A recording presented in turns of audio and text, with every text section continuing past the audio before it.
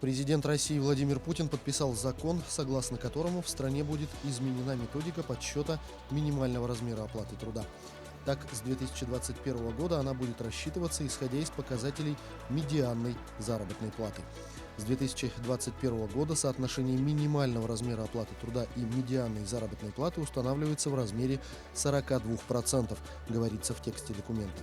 Кроме того, размер МРОТ нельзя будет снижать даже при уменьшении медианной зарплаты, а сумма выплат должна ежегодно быть согласована с профсоюзами и работодателями.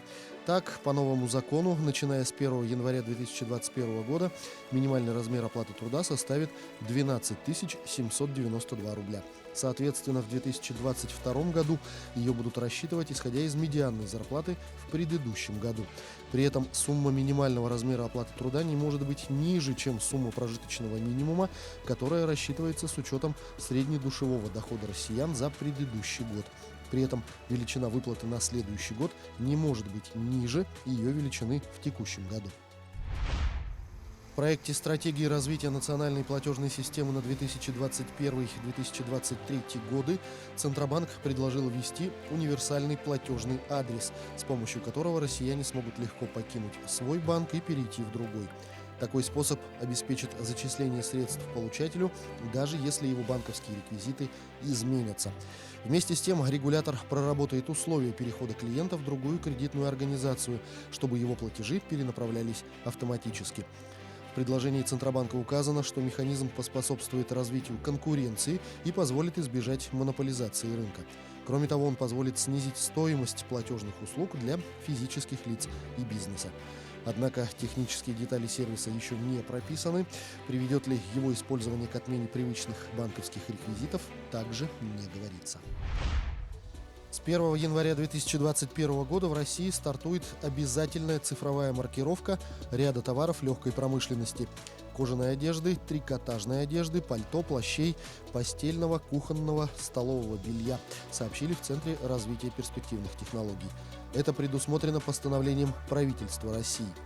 Маркировка призвана не только сократить объем нелегального оборота контрафакта. К примеру, после введения маркировки шуб их легальный оборот вырос в 10 раз, но и гарантировать права потребителя на качественный товар. Для бизнеса это расширение доли рынка за счет ухода производств в гаражах и серого импорта.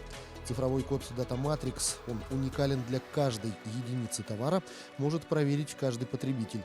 Он укажет происхождение товара и весь его путь. В очередной раз откладывается требование для коммунальных организаций предоставлять данные о документах жителя при обращении в суд с иском о взыскании долга за жилищно-коммунальные услуги. Таких данных у коммунальщиков, как правило, нет, и распространение на них этого порядка может вообще приостановить взыскание долгов с жителей. Предполагалось, что управляющие и ресурсоснабжающие организации смогут получать нужные сведения, например, паспортные данные должника, из государственной информационной системы ЖКХ. Однако пока им дана очередная отсрочка до начала 2022 года. Росстат по традиции подсчитал индекс Оливье на основании цен на все ингредиенты и пришел к выводу, что традиционный новогодний салат подорожал за год на 6,14%. Блюдо на 4-5 человек, 2 килограмма 300 граммов, обойдется в среднем по России в 386 рублей 60 копеек.